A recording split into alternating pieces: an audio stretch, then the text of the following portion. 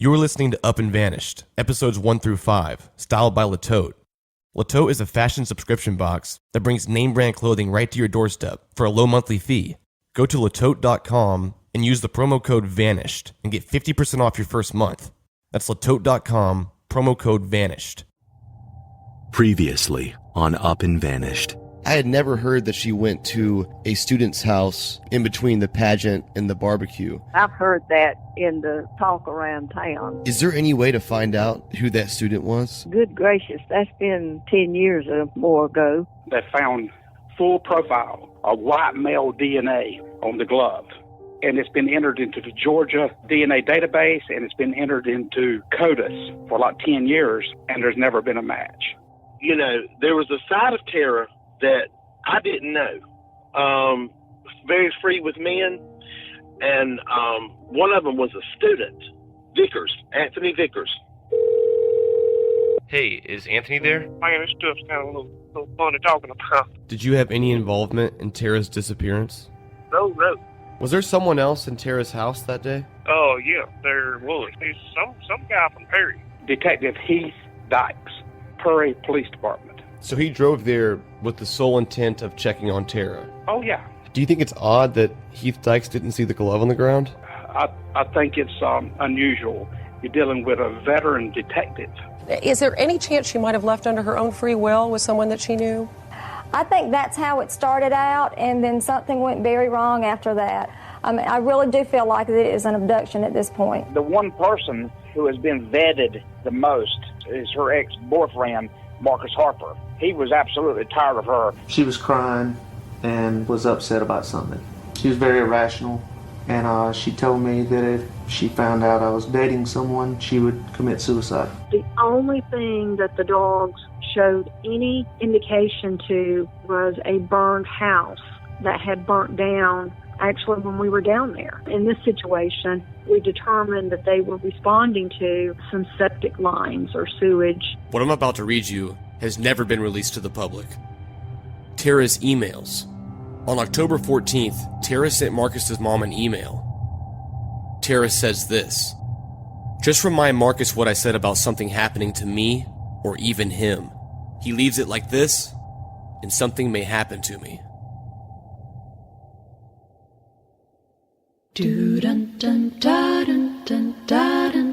10 years ago today marked the last time anybody reported seeing or talking to Tara Grinstead. Officially, police are calling this a missing persons GBI case. officials say investigators latex gloves found an $80,000 reward is being offered Where for information. is Tara Grinstead? From Tenderfoot TV in Atlanta, this is Up and Vanished, the investigation of Tara Grinstead. I'm your host, Payne Lindsey. During the last 6 to 8 months, I've had my fair share of white rabbits in this case. Dead-end leads have sent me on countless tangents that would last for weeks before I realized there was nothing to it. It's made me live by the phrase, if it seems too good to be true, then it probably is. I think the hardest part about the whole thing is separating what could be important information from what is completely meaningless. To solve something, you have to follow every single lead, regardless of your first impression. Sometimes the completely meaningless ends up meaning everything in a cold case. A few weeks ago, the private investigator received a new tip, which he shared with me. This was by far the biggest and likely the craziest tip I had heard yet. And as doubtful as it seemed in the beginning, it actually matched up with several accounts that I have received from separate people over the past couple months. The tip suggested that we search underneath a home in Ocilla. We had reason to believe that Tara's body was once there, or maybe it still was. For now, I have to keep the details about the location confidential, but I can assure you, this place is very significant. This whole thing started with a phone call from Maurice, just a few weeks ago. I got a tip tonight. They do heating and air conditioner stuff. The air conditioner went out on that house. He went under the house briefly. He had his flashlight and stuff like that. He said in the middle back, there was an oblong mound of dirt that was solid packed up. And he said in the corner was a shovel. To do the proper thing, you have to do a chemical analysis of the soil. The neighbor and the guy who owns the house, they're digging up 3 one-gallon paper bags to allow it to breathe like I instructed. Before they dig it up, tell them that I want to come down there. That's going to be arranged probably tomorrow. Starting route to Ocilla.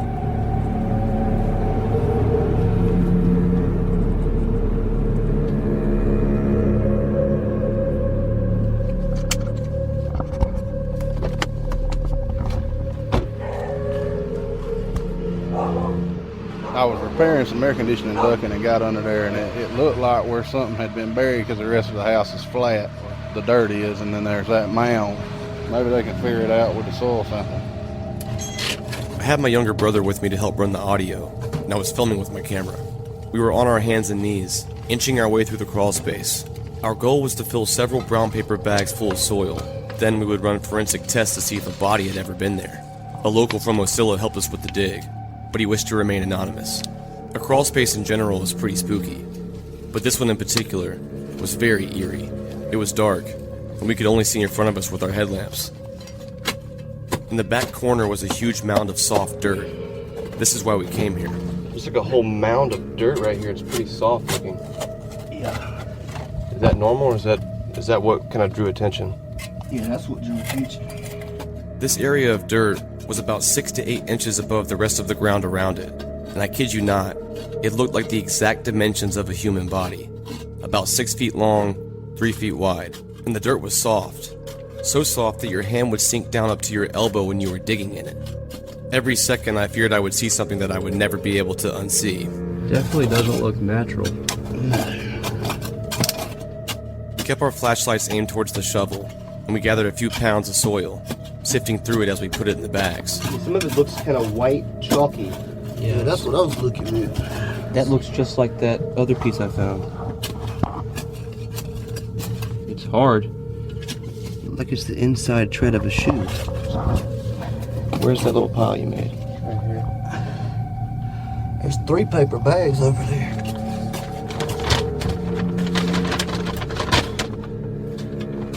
After about 30 minutes, we had filled the bags, and I was ready to get the hell out of there. Once we were back in the sunlight, we were able to take a closer look at the soil. We kept finding these little pieces of white, chalky material that was hard as a rock. It ain't concrete. What is that? I don't know, that's what I was thinking was lime when we went under there. I'm not sure, but I think it's to help process of decaying a body. It did look a lot like lime, based off pictures I saw on the internet. I called Maurice to tell him the job was done. Make sure they stay sealed. Send it with return receipt for me to sign for it. That follows the chain of custody. And see, the bags allow the dirt to breathe. Make sure that the bags are taped and sealed, and put Payne Lindsey across the tape to the bag. You have to maintain the chain of custody, because if something that comes of this, a damn defense lawyer will tear it all to pieces. I asked him about that white chalky stuff that looked like lime. People put lime on bodies to make it decompose faster. But the truth is the opposite occurs. It preserves them. Interesting. Just 2 days after our search, the Irwin County Sheriff's Department caught wind of it, and they sent their own search team to the same location. With the help of a local, we were able to get live updates on the search as it was happening. And I literally couldn't believe what I was hearing. He said they told the whole damn house. He said that there's some people over there that they found 5 bones and a pair of panties. They found 5 bones and a pair of panties? How in the world did we miss that? He said it's almost dark there, and he said that they were putting on white suits or something, and they were going to go back there. I mean, I'm just telling you what he told me, that's all. He just sent me a message. He said that they were putting like a white suit on, and that's what they do. That's Trivac. A few hours later, 2 unmarked SUVs with government plates pulled up. It was the GBI. They think it might be an animal bone. They're going to send it off. My experience is law enforcement don't send animal bones to a lab, and they know the difference between an animal bone and a human bone. It's just odd that they said they're going to have it sent away for testing. I don't see anybody burying a deer or a dog under a house. Do you? Who would put a dead dog under a house? That's sort of morbid. If it hadn't been out there the other day, they would have never been there. There's no doubt about it. I think they probably got a wind of what we were doing out there, and they were just covering their butt. I guess we just have to wait and see. I'm surprised the media didn't pick it up. He has a point. Where's the media? In 2015, the GBI drained a pond to search for evidence linked to Tara, and they made a huge deal about it in the news, but they found absolutely nothing. Now we have 5 bones and a pair of panties, and there's nothing about it anywhere. I had originally planned to keep this whole thing a secret, but I was getting impatient. Then finally, almost 3 weeks later, the GBI made a statement to WSB-TV Atlanta, but only because I mentioned it to the news station myself, and they were doing a story on the podcast. An Atlanta filmmaker turned podcaster is on a mission to solve the 2005 disappearance of Tara Grinstead, and his new project is getting a lot of people talking. Lindsey says his new podcast, Up and Vanished, is generating new information. The GBI is the lead agency investigating the case, but nearly 11 years later, no sign of Grinstead, her remains, or an arrest. This is never-before-seen video of Lindsey recently searching underneath a home after receiving an anonymous tip. The GBI searched the same area, and a source told Channel 2's Mark Winnie they found animal bones. But Lindsey says he's doing some tests of his own that could provide a new lead. So there it was, heard through the grapevine. The GBI determined they were animal bones. We still have our own soil samples to get tested, and we're currently waiting on the results. As crazy as this whole thing was, it was time to move on, at least for the time being. Fashion should not have to cost you a fortune. With Latote, you can rinse your look and get new clothes every single day. You can get up to $700 worth of clothing for only $39 a month. Yes, $39 a month. My wife has always complained about shopping for clothes, but she loves new clothes. For the past month, she's been using Latote to upgrade her wardrobe. In my most recent box, I got a shirt that was great because I opened it at night, not knowing what I was going to wear to work the next day, and I just put that on and wore it to a conference. It was really cute. I got a pair of earrings, and there's a House of Harlow bar bracelet that I love. It's definitely one of my favorite things. Take my wife's word for it and go to latote.com. Just fill out your style profile and sign up to get a custom tote delivered right to your door. And right now they have a special offer for Up and Vanished listeners. Use the promo code VANISHED and get 50% off your first month. So give it a try. Latote.com, promo code VANISHED. At the end of episode 3, I mentioned that I obtained some of Tara's emails. Other than Tara's family, and presumably the GBI, these have been held confidential for over a decade. But today I'm going to share them with you. These emails are one of the few things out there that provide a true insight into Tara's state of mind before her disappearance. Before we dive into that, I wanted Maurice to share his insight about Tara's emotional state. She was very distraught, emotional. It was completely over Marcus Harper. In the weeks prior to her disappearance, she endured a bad breakup with her boyfriend Marcus Harper, and she wasn't taking it very well. Maurice described an emotional breakdown she had in her car, so bad that her friends and neighbors had to come calm her down. She was on the way to school, Tara was, and she received a call from Marcus, and he told her that the relationship was completely over with. She became very hysterical and emotional to the point that she couldn't drive. She had an emotional breakdown, and on the way to school, she had to have someone go out and pick her up, and she was not able to walk and stuff, so she had to have Dr. Davis to carry her in the house. On Friday, October 14th, at 6:43 a.m., Tara sent Marcus Harper's mother an email. If I did not give a crap about Marcus, you all, and his feelings, I would not be in this state. If this were all about me, I would not want Marcus. I would want to see him. I would not even love him. He just truly does not believe anything I say and does not care. I've tried to remain positive, but at this point, I cannot. Of course, Marcus obviously does not care and makes it worse. Since he has been ignoring me, all I can think of is the bad words he said to me in the past. Now, I am beginning to think he meant that. I need to know what I did. People just do not hate folks for no reason. I need to know what I did to him, or whoever. It hurts like hell to know in my heart and soul that I honestly do not think I did anything wrong and he hates me. So, he has heard or thinks something that is not true. I'm so depressed right now. But Marcus is the lucky one. He has his shell to protect him like the crab. He's strong and tough while I become weaker. This does not mean I'm a bad person. It means I have to put it first in my life, and I was happy having it that way. Just remind Marcus what I said about something happening to me or even him. He leaves it as this, and something may happen to me. This email was sent just 8 days before she went missing. It's very clear that Tara was an emotional wreck over Marcus. But according to almost everyone, by the next Saturday at the pageant and the barbecue, she was perfectly normal. But one girl who attended the pageant that night told me otherwise. She did not want to use her name in the podcast, but we'll call her Mary. my mom actually was judging pageants, and Tara was one of the judges. And I was involved in pageants and whatnot, so Tara introduced herself to me, and she wanted to be my pageant coach.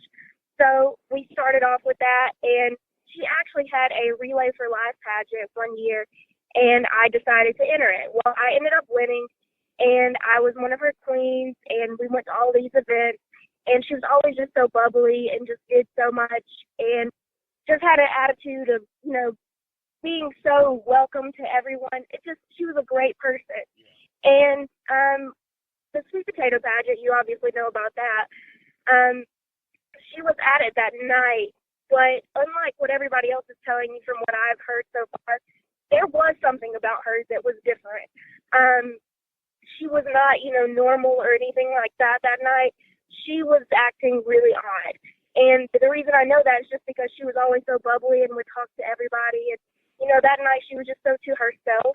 I just remember it so vividly, like she was just so out of it. Did she seem more sad or more like... It's really hard to describe. I mean, it was just like she knew something was going to happen, in my opinion. Okay. It just wasn't, normal. I mean, that night she was so distant, not really wanting to talk to many people. And it may have changed after she left the pageant. She just wasn't the same person that I figured that I've always known Tara. That night, we actually walked Tara to her car from the sweet potato pageant. She was parked in front of the theater that it was at, and I asked her, if there was anything wrong, because like I said, you could tell something was off about her, especially if you spent any time with Tara. There was something off about her. And she was like, no, I'm okay.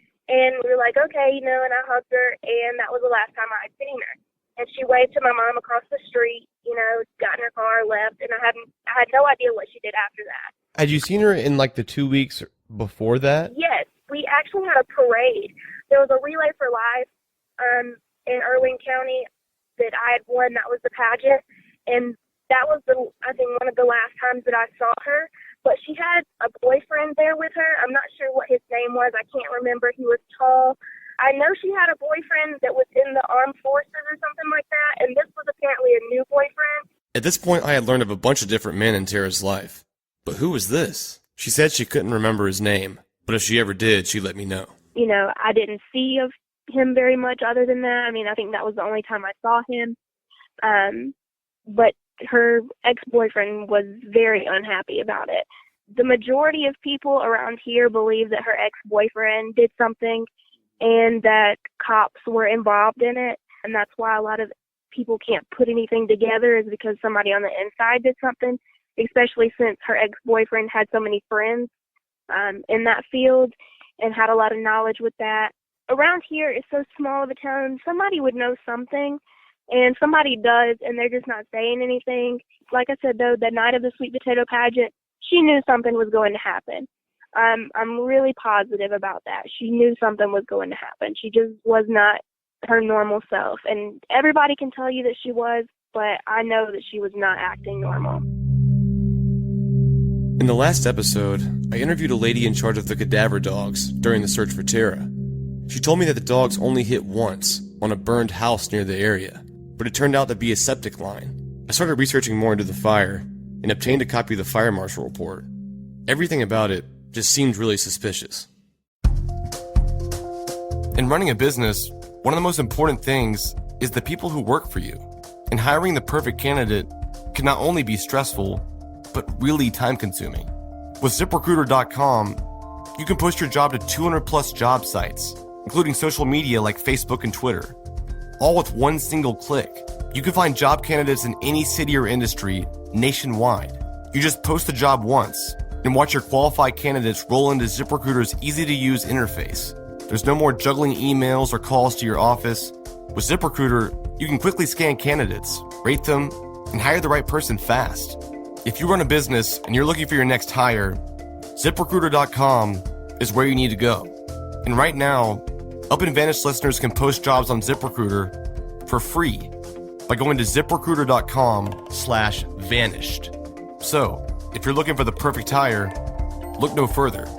Just go to ZipRecruiter.com/vanished.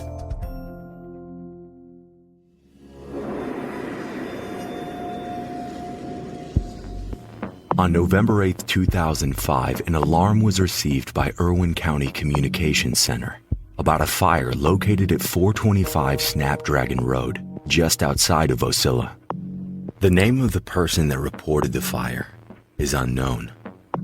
On November 8, 2005, at the 07:15 hour, the Irwin County Fire Department responded to the fire. The fire occurred in a 3-bedroom, 1-bath wood construction single-family residence. All utilities were connected at the time of the fire. The owner/occupant had not been living in the house. Also destroyed by the fire was a 2000 Ford Expedition, which was parked behind and near the house. The vehicle belonged to Michael Langford. Michael Langford claimed that he was looking after the property for the owner who lived out of state. Mr. Langford lived on Snapdragon Road just down from where the house fire occurred. Upon arrival by the fire investigator, the scene was not secured by local officials. Yellow crime scene tape had not been installed completely around the fire. The investigation involved an in-depth fire scene investigation. The residence was completely destroyed. The only remnants of the house were the brick pillars, a fireplace, and chimney. Due to the amount of damage to the house and SUV, the fire investigator was not able to determine if the fire originated at the residence or the vehicle.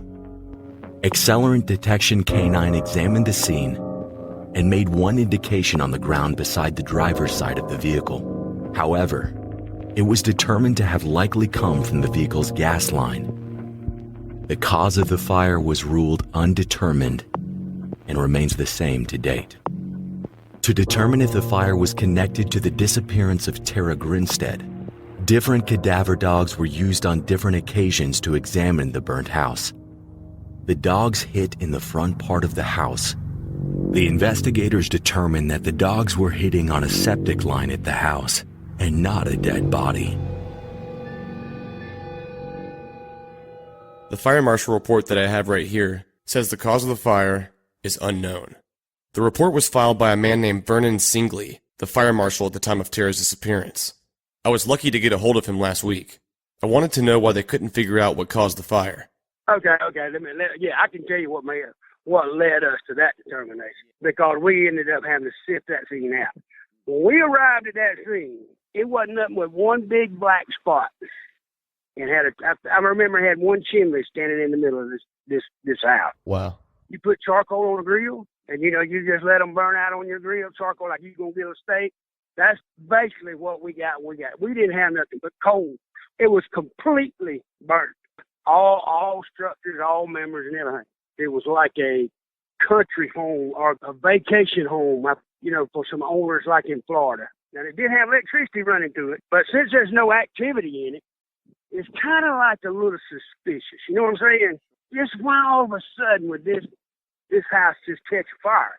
No bad weather, no electrical problems. And then we have a fire, the house is completely on the ground. What we decided to do, we brought in these dogs, and they ran those through when the scene got cool enough for the dogs. I remember they run the dogs through there. The dogs hit. I thought, we got something, we got something. So what we eventually do, and we girded this thing out. We sectioned this whole floor plan off, and we got in there and we sifted those ashes, looking for any kind of remains, such as bones, teeth, anything. We didn't find nothing. Man, let me tell you some of the stuff they told us. One of the hottest places in the house that attracted the dogs the most was in front of the fireplace. They said, somebody could have got cut their hand and bled on the floor in that particular area. And then I'm like, man. There were so many different scenarios that they was telling us. I talked to one of the ladies who had the dogs, and she told me that the dogs hit on a septic line. Do you remember that? I'll be honest with you, I don't know that.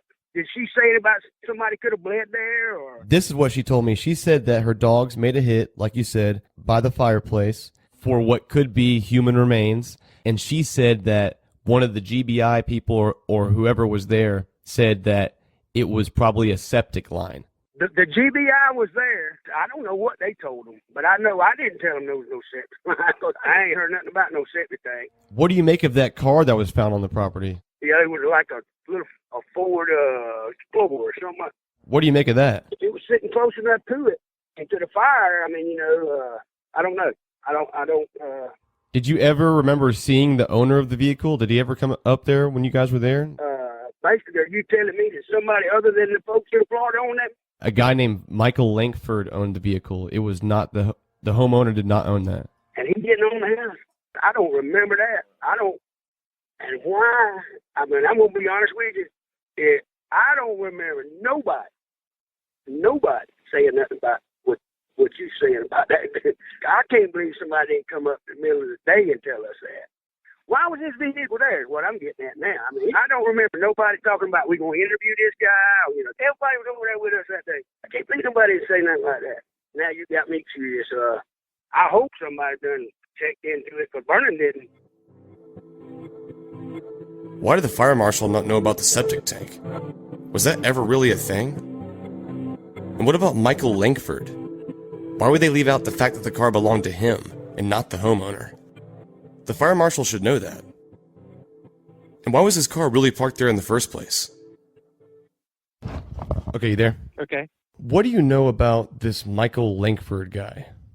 Former police officer with Ocilla PD. He lived, when you turn on Snapdragon, he lived on the first house on the right. His SUV Expedition was found very close, within like 7 feet, 6 feet from the back of the house. Marcus Harper and Michael Langford worked at the Ocilla PD together. Was Marcus and Michael friends or what? Oh yeah, both of them worked at Ocilla PD. All those guys know each other. They are friends, yes.